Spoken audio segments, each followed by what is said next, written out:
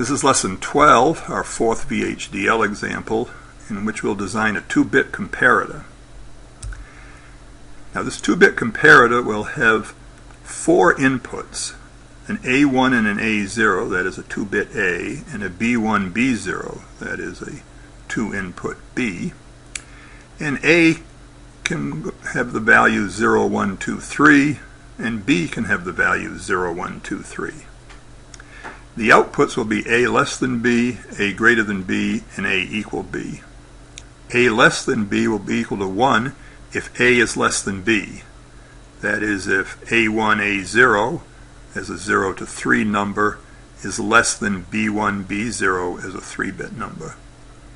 If A is greater than B, then A greater than B will be equal to 1. And if A is equal to B, A equal B will be equal to 1. Well, here is the truth table then. We have the 4 inputs, B1, B0, A1, A0, and the 3 outputs, A equal B, A greater than B, A less than B. Notice that A equal B is 1 if A and B are both 0, or if they're both 1, or if they're both 2, or if they're both 3. A greater than B will be 1 if A is greater than B, that is 1 is greater than 0, 2 is greater than 0, 3 is greater than 0, 2 is greater than 1, 3 is greater than 1, and 3 is greater than 2. So those are where A greater than B is 1. A less than B, that'll be 1 if A is less than B. Well, 0 is less than 1, 0 is less than 2, 1 is less than 2, 0 is less than 3, 1 is less than 3, and 2 is less than 3. So that's how we get the truth table. And again, we'll just draw Carnot maps to find the logic equations for A equal B, A greater than B, and A less than B. Let's look at A equal B first. These are min terms 0, and then here's basically 5, and then 10, and then 15. Well, what do we have? Well, we just have the main diagonal. Well, this doesn't look good. We can't simplify anything here, so all we can do is write out the min terms for each of these. So let's go on and look at A. Can't simplify that. Let's look at A greater than B. Okay, here's the Carnot map for A greater than B.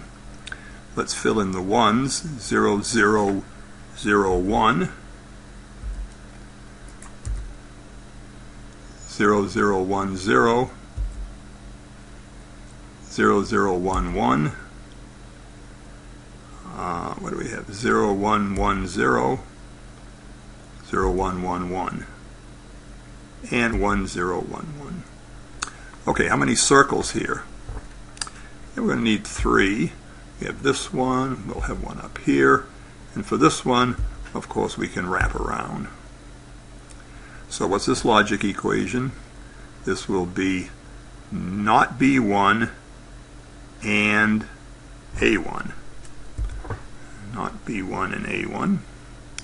This one will be not B1 and not B0 and A0. And the wraparound will be not B0 and A1 and A0. Not B0 and A1 and A0.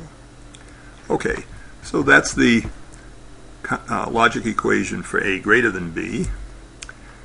Let's look at the Carnot map for A less than B. Let's fill these in. 0, 1, 0, 0. 0, 1, 0, 0. Here we have a 1, 0, 0, 0. 1, 0, 0, 0. We have a 1, 0, 0, 1. 1, 0, 0, 1. 1, 1, 0, 1. And 1, 1, 1, 0. And 1, 1, 1, 0.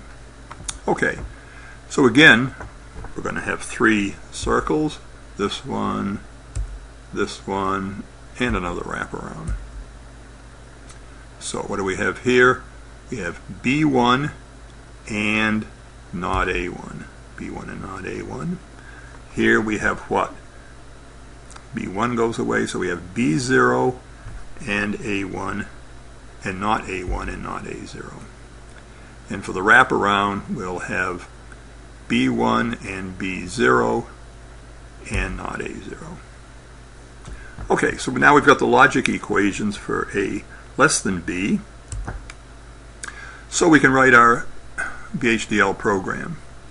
Here's the entity. The input A and B are each 1 down to 0, 2 bits. And the outputs A equal B, A greater than B, and A less than B are of type standard logic. Here's the architecture. We'll just write the 3 logic equations. Remember, for A equal B, we have to write out all the min terms, not B1 and not B0 and not A1 and not A0, and all these 4 min terms. A greater than B and A less than B are just the logic equations we derived from the Carnot maps. Now, here's the top level design. We'll have 4 switches for the inputs, 3 down to 0, and 3 bits for the outputs to represent the A less than B, A greater than B, and A equal B.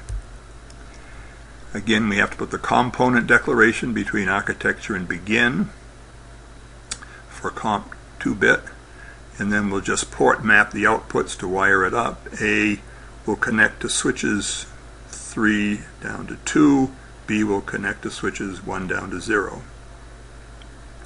We'll make A equal B the middle LED, LD1. We'll make A greater than B the rightmost LED, LD0, and A less than B will set to LD2. Here's the active HDL simulation, and we see that sure enough it works. Notice that we use binary counters for B and A. So we have a binary counter B, which counts slower than A, so that it goes 0, 1, 2, 3, and for each one, A goes 0, 1, 2, 3.